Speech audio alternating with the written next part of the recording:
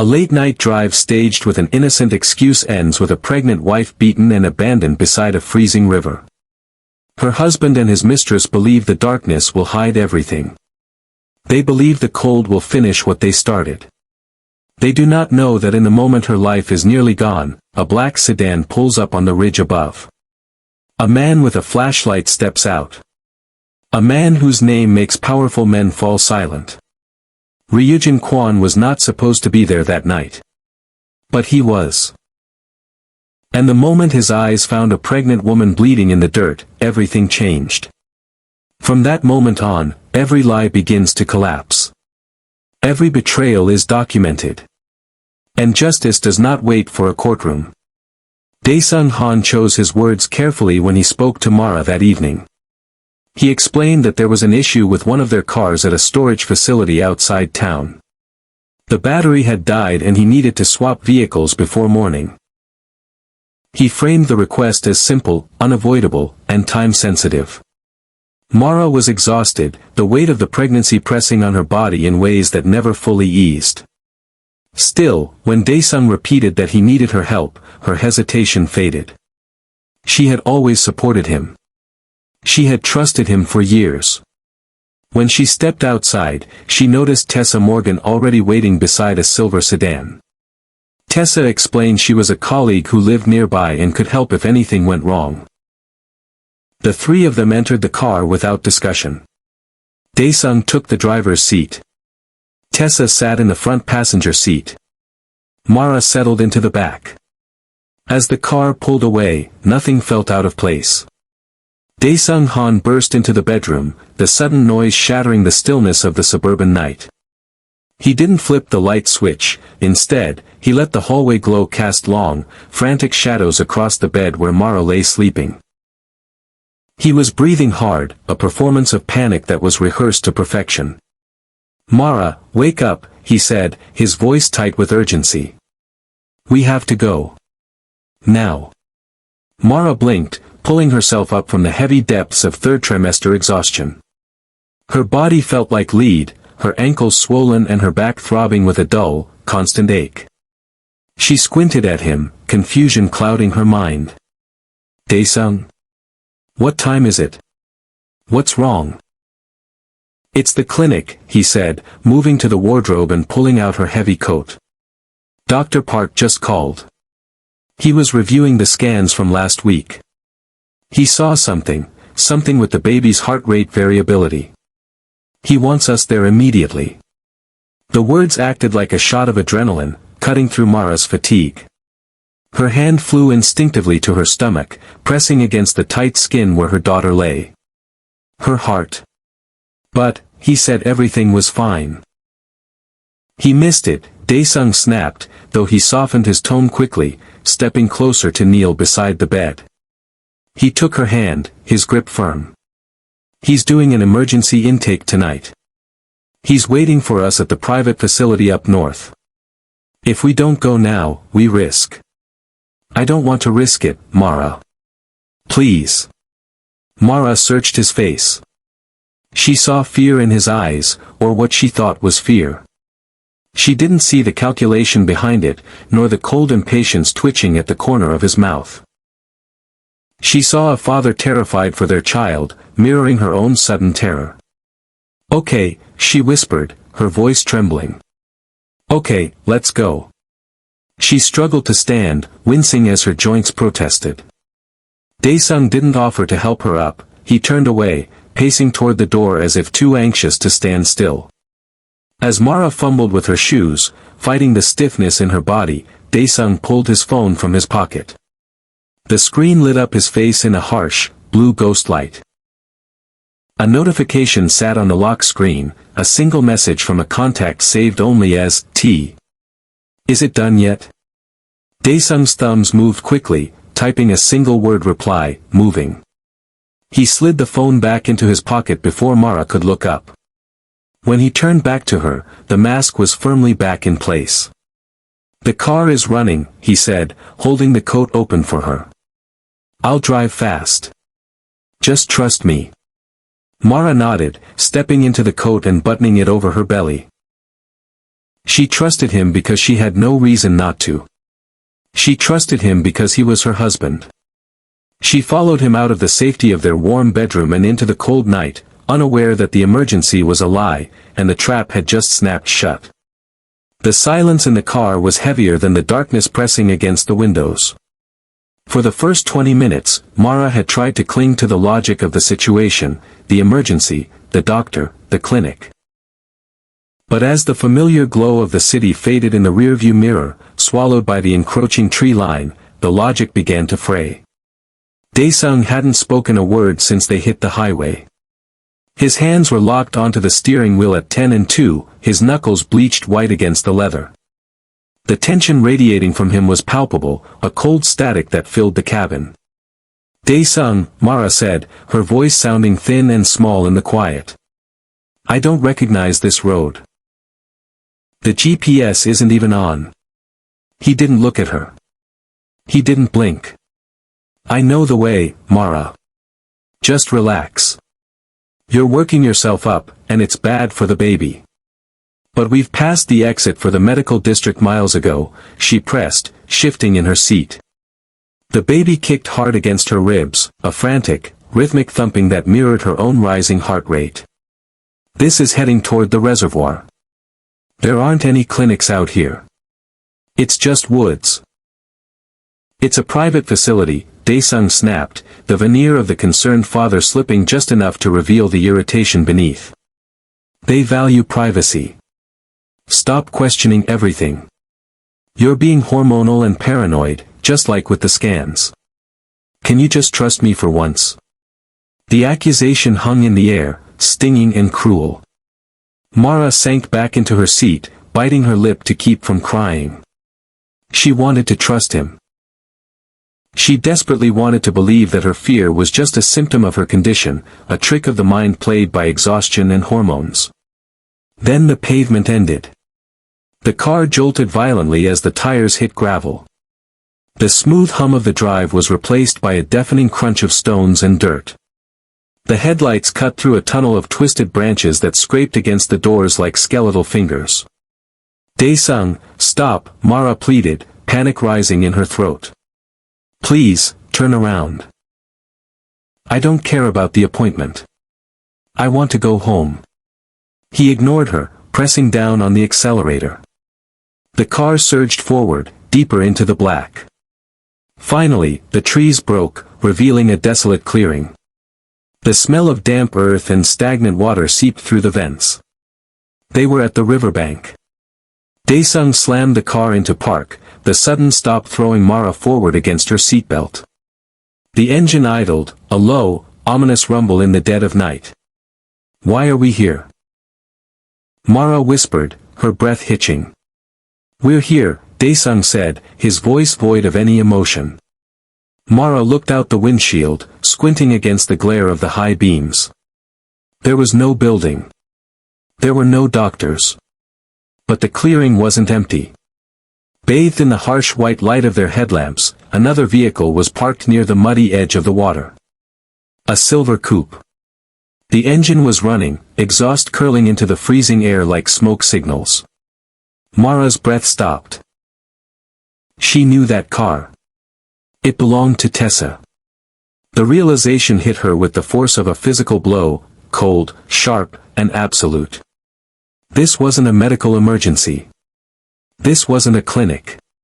It was a meeting point.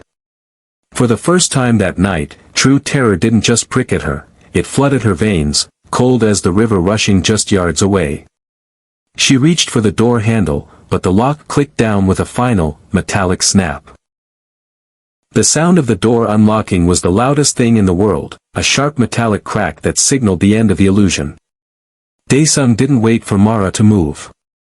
He threw his door open and marched around the back of the vehicle, his footsteps crunching violently on the gravel.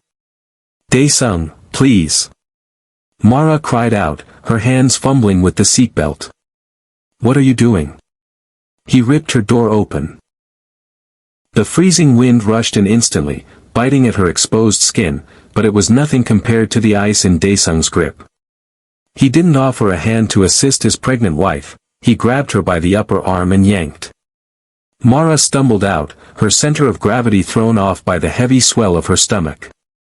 She hit the ground hard, her knees colliding with the frozen earth. A sharp cry tore from her throat as she scrambled to keep from falling onto her belly, her hands scraping against the rough stones to break her fall. She looked up, gasping for breath, expecting to see Daesung reaching down to help her. Instead, he stood over her, his chest heaving slightly, his face twisted into a mask of pure contempt. "Get up," he spat, but he didn't wait for her to comply. He stepped back as the other car door opened. Tessa stepped out of her silver coupe. She didn't rush over. She didn't look horrified. She walked slowly into the beams of the headlights, wrapping her expensive coat tighter around herself against the chill. She looked at Mara groveling in the dirt, not with pity, but with a detached, clinical boredom. She stopped beside Daesung, her presence confirming the conspiracy that had been tightening around Mara's neck for months. "Daesung," Mara sobbed, reaching out a trembling hand toward him. "Why?" "The baby, she's your daughter." Daesung looked down at her hand as if it were something filthy. He didn't flinch at the mention of the child. He simply shook his head, a cruel smirk touching the corner of his mouth. "I'm done with the weight of you, Mara," he said, his voice low and venomous. "I tried to make it work. I really did. But you were always a burden. Dragging me down. Suffocating me." He turned away, the movement sharp and final. "Let's go," he muttered to Tessa. "No. You can't leave us here." Mara screamed, forcing herself to her knees. "Daesung. It's freezing. You'll kill us." He didn't look back. He walked to his car, sliding into the driver's seat with terrifying ease. Tessa followed suit, returning to her vehicle without a single word. The engines roared to life in unison. Mara scrambled forward, her fingers clawing at the frozen mud, but the cars were already moving. Daesung reversed hard, tires spinning gravel into the air, before peeling away toward the tree line. Tessa followed close behind. Mara watched, paralyzed by shock and terror, as the red glow of the taillights moved further and further away.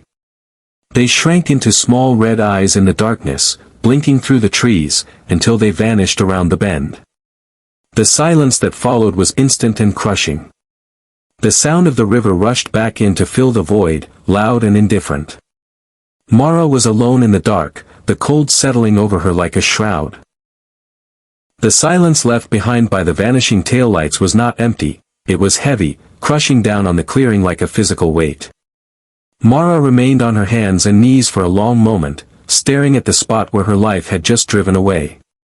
Then, the cold moved in. It didn't start as a chill, it arrived as a violent assault. The temperature at the river's edge was merciless, sinking its teeth instantly into her exposed skin. Mara gasped, the air turning to ice in her lungs, and forced herself to move.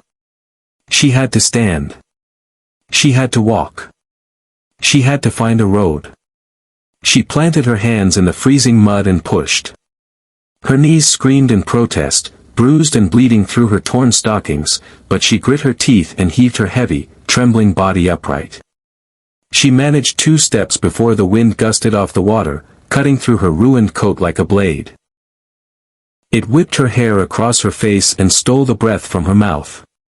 "Help," she screamed, the word tearing from her raw throat. "Please. Someone." But the forest swallowed the sound.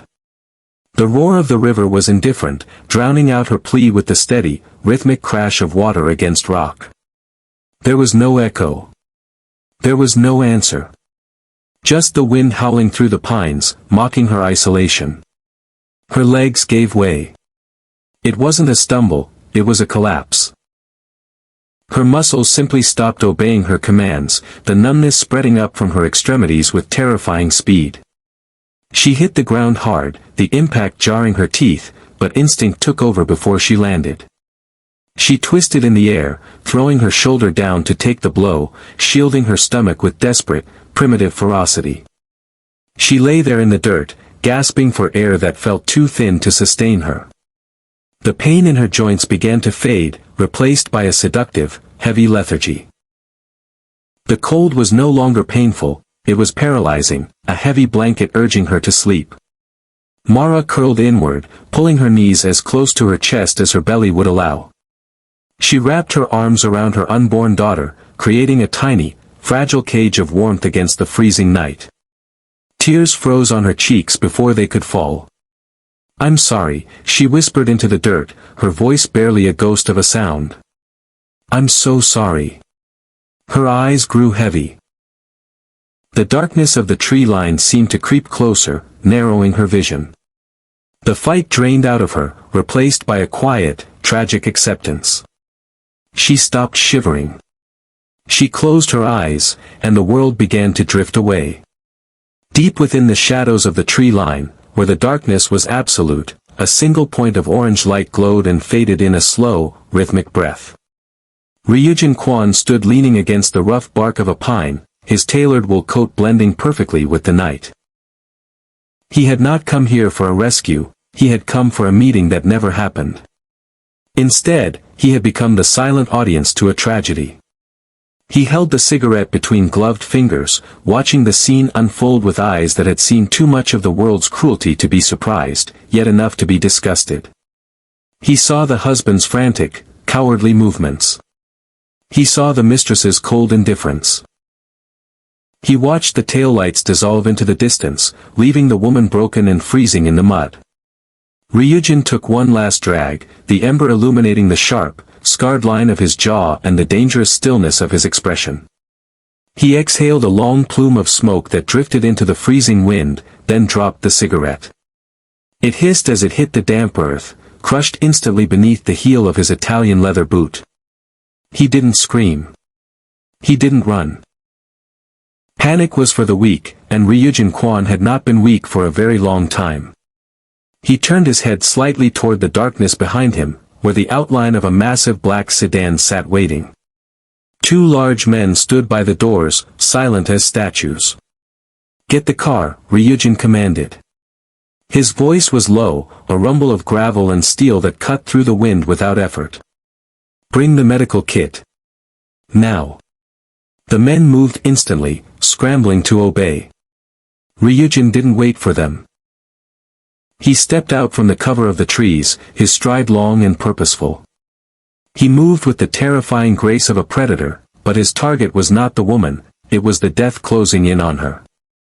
He crossed the distance to the riverbank, the crunch of his boots on the frozen ground loud and rhythmic. As he approached the crumpled form in the dirt, he pulled a heavy tactical flashlight from his coat. He clicked it on. The beam sliced through the dark, a blinding lance of white light that fell upon Mara. She was barely moving, a heap of torn fabric and pale skin curled around her unborn child. Ryujin stopped a few feet away, his shadow stretching long over her body. He looked down, his face unreadable, his resolve hardening into something cold and lethal. The coward had left her to the wolves, unaware that a dragon was watching from the woods. The beam of the tactical flashlight hit Mara like a physical blow, blinding and harsh. She threw a trembling arm over her eyes, gasping as the light stripped away the merciful cover of the dark. Through the spaces between her fingers, she saw a figure looming over her, a silhouette cut from the night itself, tall, broad, and terrifyingly still. She tried to scramble backward, her heels scraping uselessly against the frozen mud, but her body had nothing left to give. "No," she whimpered, the sound barely audible over the wind. "Please." The figure lowered the light, aiming it at her chest rather than her face. Her vision cleared enough to see the man standing above her. He did not look like a savior. He looked like death. His face was sharp angles and shadows, dominated by a jagged scar that sliced through his left eyebrow. A spiderweb of dark ink crept up his neck, disappearing beneath the collar of a shirt that cost more than her car. He wore gold rings that glinted in the stray light, hard and heavy. Mara stopped breathing. Daesung hadn't just left her to the elements, he had left her to this. She squeezed her eyes shut, curling tighter around her belly, waiting for the violence. Instead, she heard the rustle of heavy fabric. Ryujin watched the woman flinch, seeing the terror etched into her pale, dirt-streaked face.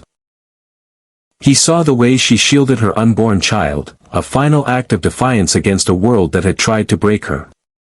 His jaw tightened, the muscle jumping once.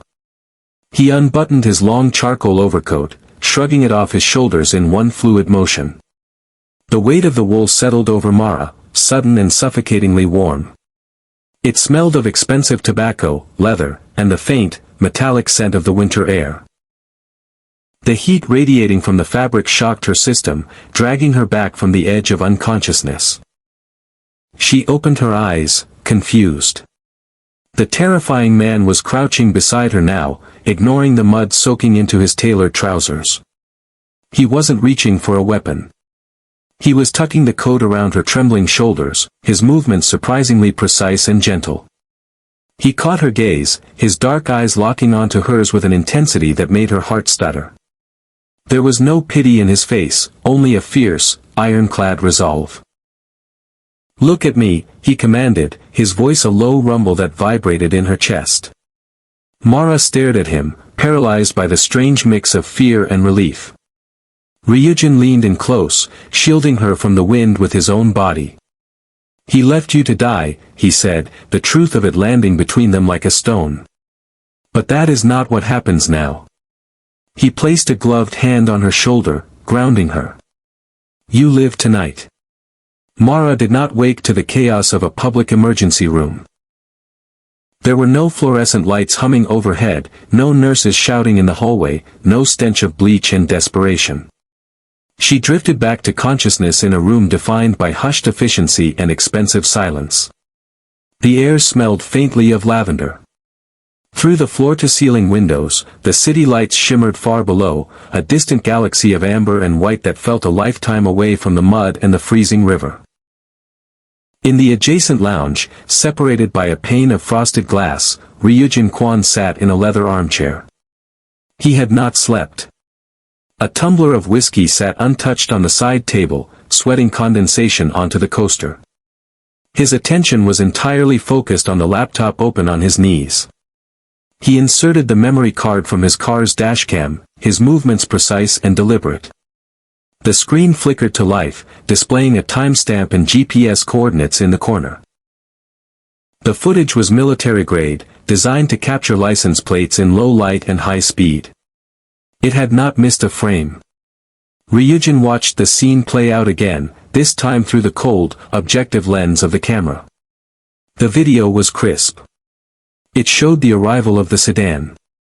It showed the license plate, the numbers sharp and legible against the darkness. It showed the interior light of Daesung's car flickering on, illuminating his face, the set of his jaw, the cruelty in his eyes. As he dragged his pregnant wife out into the cold. The audio was just as damning. The high-gain microphone had picked up the crunch of gravel, the wind, and the voices. "I'm done with the weight of you." The words ghosted through the speakers, distorted but undeniable. It captured the slam of the doors, the roar of the engines, and the retreating red taillights leaving a woman to die. It wasn't just evidence, it was a smoking gun, wrapped in 4K resolution. Ryujin ejected the drive, the plastic click sounding loud in the quiet room. He placed the card into a heavy envelope, sealing it with a slow, terrifying calmness. He didn't need a lawyer. He needed an executioner. He pulled his phone from his pocket and dialed a number that wasn't saved in his contacts. It rang once. "Kwan," a gruff voice answered on the other end. "It's 3 a.m. This better be good." "It's better than good, detective," Ryujin said, his voice smooth like stones grinding together underwater. He looked through the glass at the sleeping form of Mara, watching the steady rise and fall of her chest. "I have a gift for you. Attempted murder, conspiracy, and abandonment. Wrapped up with a bow." "Who's the target?" the detective asked, the sleep vanishing from his voice. "A man who thinks he's free," Ryujin replied, his eyes cold. "I'm sending the location. Come alone." And bring your handcuffs. The silence in the master bedroom was absolute, a heavy, velvet quiet that Dae-sung Han mistook for peace. He lay on his back, one arm thrown carelessly over his eyes, deeply asleep in the comfort of his own bed. Beside him, Tessa shifted under the expensive duvet, her breathing slow and even. They had toasted to their freedom hours ago, celebrating the unfortunate disappearance of a burden that had grown too heavy. In their minds, the river had washed their slate clean. They believed the darkness of the woods was a vault that would never open. They were wrong. The violence arrived without a polite knock. At 4:15 a.m., the front door of the suburban home didn't just open, it disintegrated under the force of a battering ram. The sound was deafening, a thundercrack of splintering wood and shattering glass that instantly tore through the stillness of the house. Dae-sung bolted upright, his heart hammering against his ribs, confused and blinded by the darkness. "What? Who is that?" he stammered, his voice thick with sleep. Before he could reach for the lamp, the bedroom door was kicked in. "Police! Show me your hands. Hands in the air. Do it now." The room was suddenly flooded with the blinding strobe of tactical lights mounted on assault rifles. A team of armored figures swarmed the room, moving with the terrifying, synchronized aggression of a pack of wolves. Dae-sung froze, his brain unable to reconcile the nightmare with reality. He raised his hands instinctively, blinking rapidly against the glare. "Get on the ground. Now." Rough hands grabbed him by the shoulders, hauling him out of the warm bed and slamming him chest first onto the hardwood floor. The air was punched out of his lungs. Cold metal ratcheted tight around his wrists, biting into the skin. Beside him, Tessa was screaming, a high, thin sound of pure terror as she was dragged from the sheets, her silk pajamas offering no protection against the chaos. "You're making a mistake." Dae-sung yelled, his face pressed against the floorboards, dust filling his nose. "My wife is missing. I called you. I'm the victim here. You have the right to remain silent," a voice barked above him, devoid of any sympathy. "I suggest you use it." They were hauled up to their feet, barefoot and disheveled. The officers marched them through the hallway, past the shattered remains of their front door, and out into the biting morning air. The street, usually so quiet, was a kaleidoscope of red and blue lights. Neighbors stood on their porches in bathrobes, watching the spectacle with wide, judging eyes. Dae-sung looked around frantically, searching for an explanation, for a way to spin this. But as he was shoved toward the back of a squad car, he saw the seriousness of the force assembled against him. This wasn't a wellness check. This was a takedown. The confidence that had carried him through the night evaporated, leaving him shivering, small, and terrified in the cold light of justice. The courtroom was a theater of sterile wood and cold fluorescent light, stripped of the intimacy of the bedroom or the violence of the riverbank. Dae-sung stood in the dock, his expensive suit hanging loosely on a frame diminished by weeks of confinement. He clung to the podium with white-knuckled desperation, his voice trembling as he tried to sell the lie one last time. "It was a misunderstanding," he pleaded, sweating under the heavy gaze of the gallery. "We argued. She got out of the car. I went back for her, I swear. I would never hurt my wife." The prosecutor didn't bother with a rebuttal. He simply dimmed the lights and pressed play.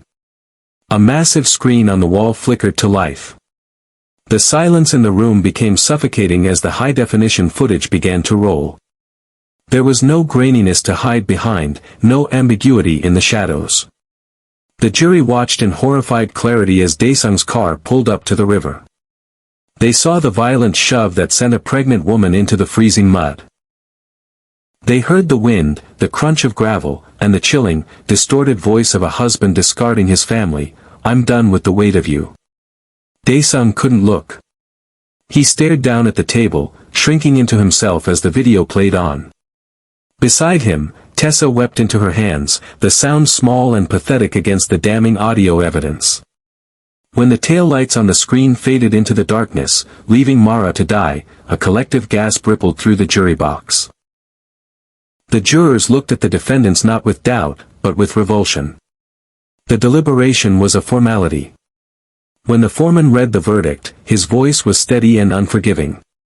Guilty on all counts. The judge, a woman with eyes that had seen too much cruelty to offer mercy to monsters, looked over her spectacles at the pair. The callousness displayed in this courtroom is beyond redemption, she stated, her voice cutting through Tessa's sobs. She handed down the maximum sentences allowed by law. 20 years for Daesung. 10 for Tessa. The gavel fell with a sharp, wooden crack that sounded like the shutting of a coffin. An hour later, the heavy oak doors of the courthouse swung open, and Mara Ellis stepped out into the afternoon sun. The air was crisp, carrying the scent of a new season. She adjusted the soft wool blanket around the bundle in her arms, her daughter, sleeping soundly against her chest. Mara paused on the granite steps, letting the flow of the city move around her. She felt light, untethered from the fear that had defined her life for so long. She looked across the busy street, scanning the line of traffic until her eyes landed on a familiar shape. Parked at the curb, silent and imposing amidst the chaos of taxis and buses, sat a sleek black sedan. Its windows were tinted so dark they looked like voids cut into the day. There was no movement from inside, no window rolling down, no wave. But Mara knew. She looked directly at the rear passenger seat, offering a slow, solemn nod. The sedan's brake lights flared once, a silent acknowledgement. Then, the car pulled smoothly away from the curb, slipping into the stream of traffic and disappearing into the city like a ghost returning to the shadows. Mara took a deep breath, held her baby closer, and walked down the steps, finally, truly free. Please subscribe now and leave your comments, hit that notification bell so you never miss another incredible story. Click to subscribe now. Thanks.